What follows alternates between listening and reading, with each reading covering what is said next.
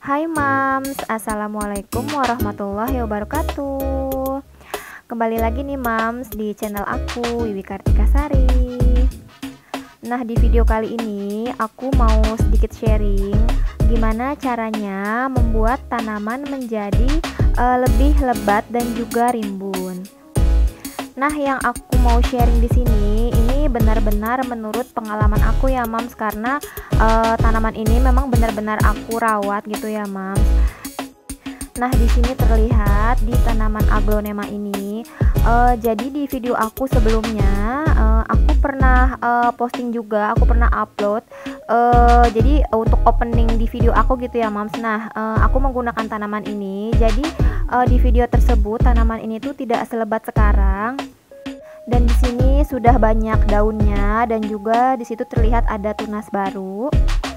Dan ini memang belum sempat aku ganti potnya karena memang rencananya nanti aku mau sekalian ganti potnya itu nanti bersamaan dengan tanaman keladi. Nah, di sini aku juga memiliki tanaman sirih gading. Nah, jadi di video aku yang sebelumnya, di video yang weekend activity itu, nah jadi di situ aku lagi disuruh suami aku, jadi ceritanya tuh suami aku itu bawa tanaman sirih gading. Nah, itu tuh panjang-panjang. Nah, ini tuh dia beli talang air. Nah, maksudnya jadi tanaman sirih gadingnya itu mau dipotong-potong. Jadi yang udah kondisinya kurang bagus itu dipotongin. Nah, itu dituncep-tuncepin aja gitu ya, apa ya bahasanya, ditanam-tanamin aja gitu ya Mams ke ini, ke media tanamnya ini, ke tanahnya ini. Nah, terus waktu awal aku tanam tanaman ini tuh kondisinya belum serimbun seperti sekarang ini gitu ya Mams. Nah, awalnya talang air yang berisi tanaman sirih gading ini ditaruh di atas pagar samping rumah, tapi ternyata tanaman ini tuh nggak kuat panas gitu ya Mams, karena waktu itu panasnya itu lumayan terik dan kondisi daunnya itu jadi layu gitu ya Mams, jadi kuning. Nah, pada akhirnya suami aku itu bilang lebih baik ini dipindahkan aja di belakang rumah.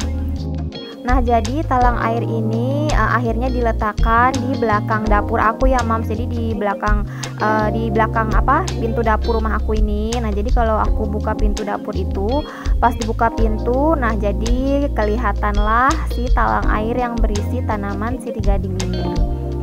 Dan di sini itu terlihat di talang air ini, jadi tuh di bagian sebelah kanan dan kirinya itu agak berbeda ya Mams. Jadi di sebelah kanan itu dia lebih rimbun gitu ya. Jadi memang setelah aku pikir-pikir, kayaknya aku itu lebih sering menaruh air cucian berasnya itu ke sebelah kanan daripada yang sebelah kiri.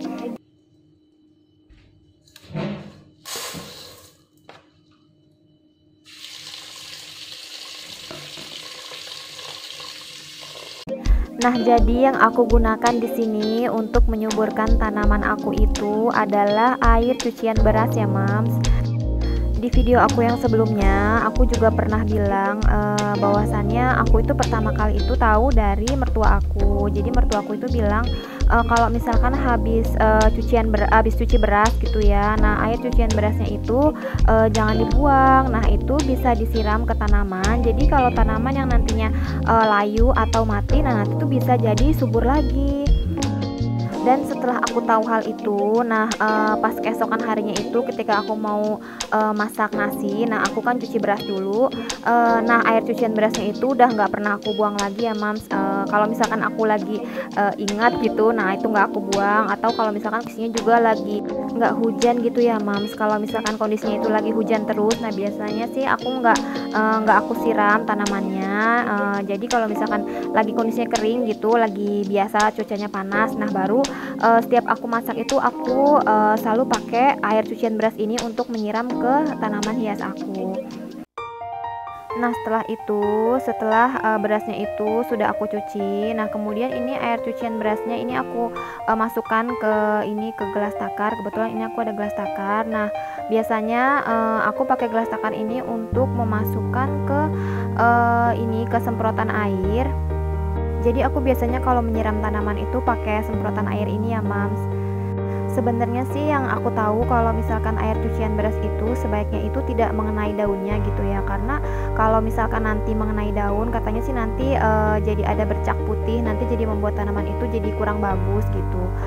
Tapi karena aku sendiri sudah biasa gitu ya Mams, kalau misalkan menyemprot tanaman itu kalau nggak kena daunnya kayaknya gimana gitu ya Mams, menurut aku tuh kayak kurang seger. Jadi ini tuh aku semprotin aja semua ke daunnya.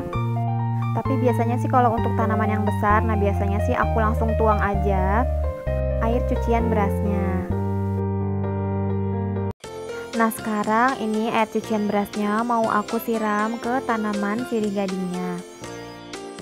Nah di sini terlihat ya Mams, jadi tuh yang sebelah kanan itu memang terlihat lebih rimbun daripada yang sebelah kiri. Karena seperti yang tadi aku bilang, jadi tuh kalau misalkan aku habis cuci beras, jadi tuh air cucian berasnya tuh kadang asal aku tuang aja gitu. Nah biasanya sih yang aku taruh itu yang di sebelah kanan, karena posisi yang di sebelah kanan itu pas banget di belakang pintu dapur aku. Nah jadi pas posisi yang sebelah kiri itu biasanya sih sudah kehabisan gitu ya Mams. Nah sirih gading yang aku punya ini kayaknya sih kalau nggak salah ini jenis yang sirih gading hijau ya Mams. Kalau misalkan aku ada salah ini tolong diralat ya Mams, nanti bisa tolong komen di kolom komentar. Karena kan jenis dari tanaman sirih gading ini kan ada lumayan banyak gitu ya Mams. Di antaranya ada sirih gading lemon, terus sirih gading eoy, ada sirih gading centong, terus ada juga sirih gading silver. Nah terus juga ada yang sirih gading hijau, dan juga mungkin masih banyak gitu yang lainnya. Nah kemudian ini aku mau menyiram daun. Nah ini aku menggunakan semprotan, dan ini aku harus pump dulu semprotannya itu. Dan aku itu seneng ya Mams pakai semprotan ini, karena menurut aku semprotannya itu lebih merata gitu ya Mams, apalagi kalau misalkan disiram ke daunnya. Dan ini juga ada tanaman lidah mertua. Nah jadi sebelumnya itu tanaman lidah mertua aku ini panjang gitu ya, besar dan juga banyak. Nah ini tuh ini termasuk anakannya. Nah ini sudah lumayan tumbuh. Nah ini aku semprotin juga. Sebenarnya kalau tanaman lidah mertua ini dia termasuk kuat gitu ya Mams. Jadi walaupun nggak disiram gitu atau jarang disiram, dia tuh menurut aku tetap tumbuh, dan juga tanaman ini itu kuat dengan panas. Kemudian ini di sebelahnya ada tanaman janda bolong atau Monstera obliqua. Nah ini juga aku siram juga. Nah ini tuh di atasnya juga itu adalah daun yang baru gitu ya Mams. Dan untuk tanaman ini pun aku termasuk jarang untuk menyiramnya. Nah biasanya sih aku menyiramnya itu paling seminggu itu 2 atau 3 kali, sama seperti tanaman lidah mertua tadi. Dan aku lebih sering menyiramnya itu menggunakan air cucian beras. Dan waktu pertama kali pun ini tuh daunnya juga hanya beberapa helai saja gitu ya Mams. Dan makin kesini itu aku perhatikan daunnya itu semakin banyak, dan juga selalu muncul tunas baru. Nah jadi memang air cucian beras ini betul-betul sangat bermanfaat ya Mams untuk tanaman. Karena memang di dalam air cucian beras itu banyak mengandung vitamin dan juga mineral. Dan air cucian beras sendiri mengandung banyak karbohidrat dalam jumlah yang tinggi, yang nantinya akan membentuk proses terbentuknya hormon tumbuh pada tanaman. Dan hormon inilah yang nantinya akan merangsang pertumbuhan pucuk daun, kemudian mengangkut makanan ke sel-sel terpenting daun dan batang. Dan pada tanaman ini juga terlihat ya Mams, di situ ada daun yang baru muncul. Kalau aku nggak salah tanaman ini tuh namanya Amazonica. Dan dengan tumbuhnya daun yang baru seperti ini menunjukkan bahwasannya memang pertumbuhannya itu bagus ya Mams. Selain itu, air cucian beras selain dapat dimanfaatkan untuk membuat tanaman itu menjadi lebih subur, air cucian beras juga biasanya digunakan untuk produk kecantikan gitu ya Mams. Jadi bisa untuk perawatan wajah, kemudian perawatan rambut, dan juga bisa untuk perawatan tubuh.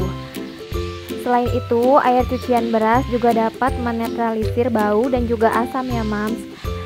Jadi ini bisa digunakan pada kolang-kaling. Jadi kalau misalkan kita habis beli kolang-kaling, nah terus kemudian kalau kita rebus berjam-jam juga rasanya itu masih tetap sama ya Mams. Dan untuk menetralisirnya kita dapat menggunakan air beras. Jadi caranya kolang-kalingnya tersebut bisa direndam dalam 1 sampai 2 jam. Nah, setelah itu baru kemudian bisa dimasak. Nah, sampai di sini dulu ya video aku kali ini. Semoga video aku bisa bermanfaat dan sampai jumpa di video aku selanjutnya. Aku pamit dulu ya. Wassalamualaikum warahmatullahi wabarakatuh.